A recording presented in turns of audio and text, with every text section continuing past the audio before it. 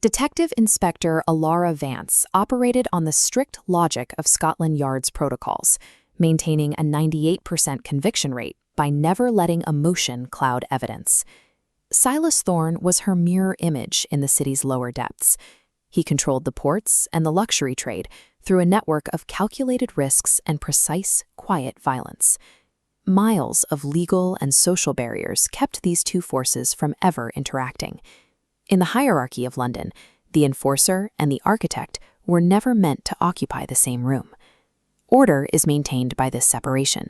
When the law and the underworld stay in their respective lanes, the city remains predictable.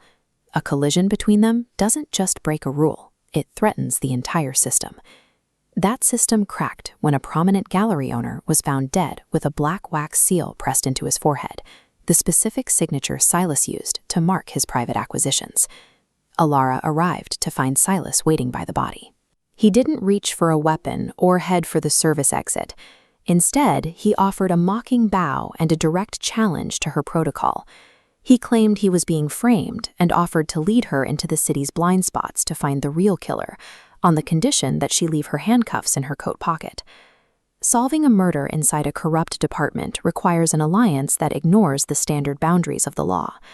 Elara realized that to catch the killer, she had to work with the very man she was trained to imprison.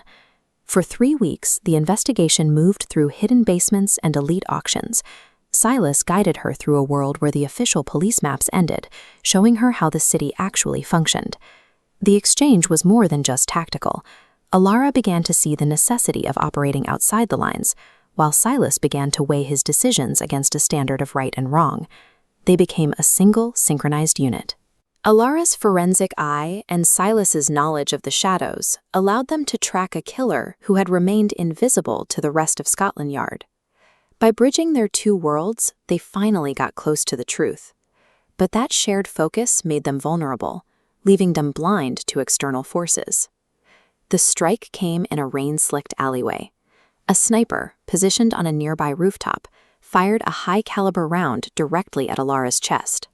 But Silas saw the reflection in a window and shoved her behind a brick pillar. Silas took the hit instead of her. By shielding the detective, the man who once lived only for himself had committed a selfless act that nearly cost him his life. The ambush was only the first half of the trap. The next morning, the mayor was found dead from poisoning in a locked office. Silas was found at the scene, holding the glass that contained the residue, with the vial still in his pocket. In the interrogation room, Silas's transformation vanished. He stared through Elara and confessed to the murder immediately, providing a cold, detailed account of a crime he hadn't committed. For the city officials, the arrest was a success. The case was closed. Silas was headed for the gallows, and the wall between the law and the criminal underworld was firmly back in place. Elara stayed in the evidence room for 48 hours. She wasn't looking for an alibi. She was looking for a single mechanical error in the official timeline. This comparison shows the physical evidence. The victim's pocket watch was crushed in his fall, stopping at exactly 11:42 p.m. However, the kitchen logs show his final meal wasn't delivered until midnight. The metabolic reality is the final proof. The autopsy found the meal was fully digested.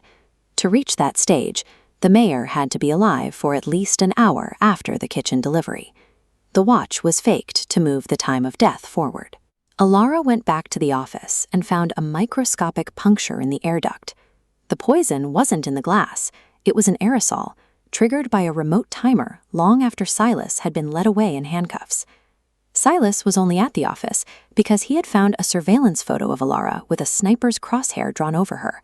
He realized the killer was using the mayor's death to lure her into a trap.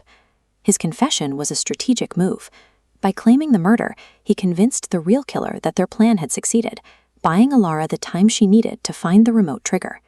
Elara used the digital signature from the remote trigger to trace the signal back to the police commissioner's private server.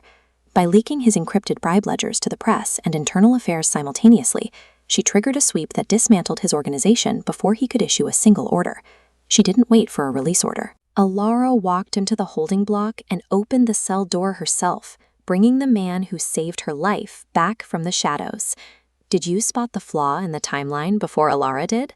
If you enjoy mysteries where the smallest detail changes everything, subscribe to Cold Case Story for more investigations. In a city where the rules are often written by the guilty, true justice isn't found in a textbook. It's found in the unwavering loyalty between two people who were never supposed to meet.